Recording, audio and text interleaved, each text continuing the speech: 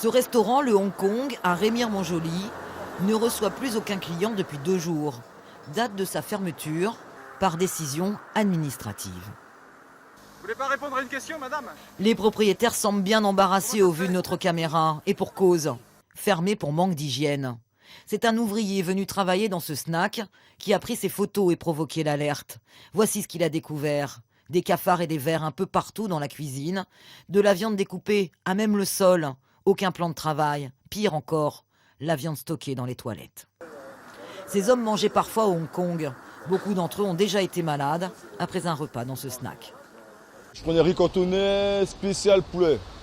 Genre après, je comprenais, le riz tourne après 2-3 heures, le riz il a tourné, donc ça va comprendre pourquoi. Ça nous rend mal au ventre. Il y a des fois, j'ai attrapé un vieux diarrhée là.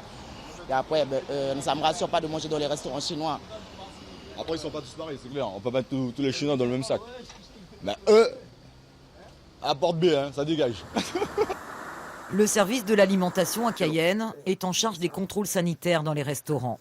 Nous montrons ces photos à Franck Forest, le chef de ce service. Quand on voit cette photo, on voit que globalement les critères généraux d'hygiène sont complètement inacceptables. On est sur d'abord des toilettes qui sont extrêmement sales et en plus, et c'est le fondamental de l'hygiène, on mélange à l'endroit des contaminations qui sont des contaminations fécales, donc les plus dangereuses où on peut transmettre des bactéries et des virus, des denrées alimentaires, le stockage de denrées alimentaires. Donc c'est typiquement l'exemple de ce qu'il ne faut pas faire. Le service de l'alimentation effectue 300 contrôles par an dans des restaurants ou autres lieux de restauration. Il en existe 1900 en Guyane déclarés, sans compter tous les autres non officiels. Un travail colossal et seulement 5 contrôleurs pour couvrir l'ensemble du territoire. On cible ces contrôles vers ceux où il y a le plus de risques, mais un des meilleurs moyens, et c'est pour ça que j'encourage les citoyens à nous signaler des problèmes qu'ils peuvent constater, comme l'a fait le citoyen en question d'où vient cette photo, c'est pour nous un moyen très efficace et on va systématiquement, quand les personnes nous signalent un problème, on va systématiquement le voir. Et d'ailleurs, c'est un autre point à signaler, quand des gens sont malades, sont collectivement malades après avoir été dans un restaurant, il faut qu'ils signalent à l'agence régionale de santé parce que ça déclenche systématiquement une inspection de nos services. Le Hong Kong devra effectuer un nettoyage de fond en comble de son établissement avant de pouvoir rouvrir au public.